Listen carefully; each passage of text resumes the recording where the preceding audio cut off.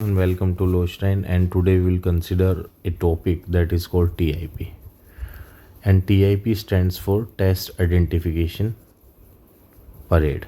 Test Identification Parade. अब ये होता क्या है बेसिकली, जब अक्यूज पर्सन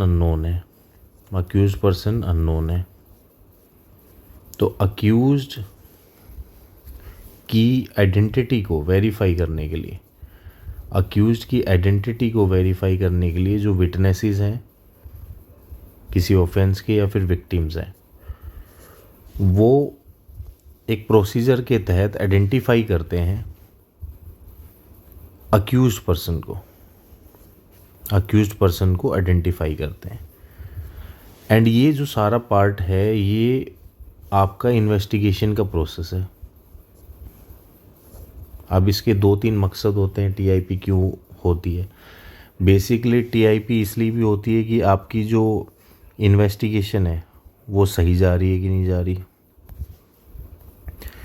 जो अक्यूज्ड है वो जो पकड़ा है क्या वो वही अक्यूज्ड है जो ऑफेंस जिसने किया है। बिकॉज कई बार ऐसा होता है, मान लो डकैती का केस है, डकैती करके भाग गया कोई भी ऑफेंस, मान लो फॉर एग्जांपल 7-8 जने थे, डकैती करी और भाग गए। अब ऐसा तो ज़रूरी नहीं है कि जो भी उसमें विक्टिम होंगे वो अक्यूज्ड पर्सन को जानते होंगे। तो उस केस में क्या हुआ, अक्यूज्ड अननोन हुआ, अक्यूज्ड को अरेस्ट किया। अरेस्ट करने के बाद में ये तो आइडेंटिफाई करना ज़रूरी है कि जो अक्यूज्ड है जिसको हमने अरेस्ट किया वो क्या वो वही पर्सन है जिसने ऑफेंस कमिट किया था। तो उसकी आइडेंटिफिकेशन कैसे होगी? उसकी आइडेंटिफिकेशन ऐसे होगी कि विटनेसेस जो हैं या फिर विक्टिम्स जो हैं उसको विदाउट प्रायर जो है आपकी सजेशन के 4-5 लोग को खड़ा किया जाएगा। मान लो 1 2 3 4 सिमिलर साइज या सिमिलर जो अपीयरेंस वालों का, और विक्टिम और विटनेस को कहा जाएगा कि आप आइडेंटिफाई करिए कि इसमें से किसको देखा था। अब वो आइडेंटिफाई करता है सही पर्सन को आइडेंटिफाई करता है तो टीआईपी पास हो जाती है। अब ये सारा प्रोसीजर जो है वो मजिस्ट्रेट की प्रेजेंस में होता है। जस्ट इन केस कोई भी उसमें लैक्यूना ना रहे तो मजिस्ट्रेट की जो है प्रेजेंस में होता है to ensure fairness in the trial. अब इसका जो लीगल फ्रेमवर्क है वो लीगल फ्रेमवर्क जो आता है वो आता है section 9 of Indian evidence act के तहत। इसकी जो रिलेवेंसी है वो बनती है section 9 of Indian evidence act के तहत। Section 9 of Indian evidence act कहता है फैक्ट्स नेसेसरी टू एक्सप्लेन और इंट्रोड्यूस रेलेवेंट फैक्ट्स। जो फैक्ट्स रेलेवेंट फैक्ट्स को एक्सप्लेन या इंट्रोड्यूस करते हैं वो आते हैं सेक्शन 9 के तहत। अब सेक्शन 9 के तहत ही ये टीआईपी आता है, बिकॉज अक्यूज्ड के बारे में जो जानकारी दे रहा है या अक्यूज्ड ने वो ऑफेंस किया है कि नहीं किया है, अक्यूज्ड वहाँ पे मौजूद था नहीं था, ये सारी चीज़ें टीआईपी से क्लियर हो रही है। Person whose identity is relevant, तो ये क्लियरली मेंशन्ड है कि सेक्शन 9 में ये रेलेवेंसी भी आ गई। अब इसका पर्पस मैंने बता ही दिया है कि करेक्ट रिकग्निशन है कि जो ऑफेंस है वो उसी पर्सन ने किया है कि नहीं किया है, ये आइडेंटिफाई कर लिया है। कंडक्ट है वो मजिस्ट्रेट करेगा। लीगल बेसिस जो है आपका वो सेक्शन 9 के तहत मैंने आपको बता ही दिया है।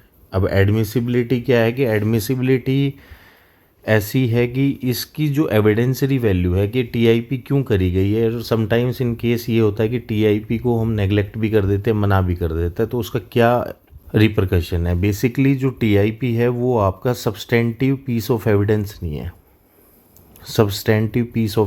नहीं है, it's a corroborative piece of evidence. ये जो बाकी जो कड़ियाँ हैं उनको जोड़ता है। To serve as a corroborative piece of evidence when the witness identifies the accused during trial.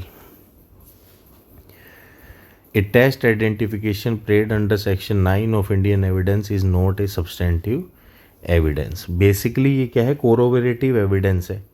अगर उसको आइडेंटिफाई कर लेता है तो ट्रायल में जो है प्रोसिक्यूशन को सपोर्ट मिलता है, और इसके बेसिस में हम क्या कर सकते हैं, कॉन्ट्राडिक्ट या कोरोबरेट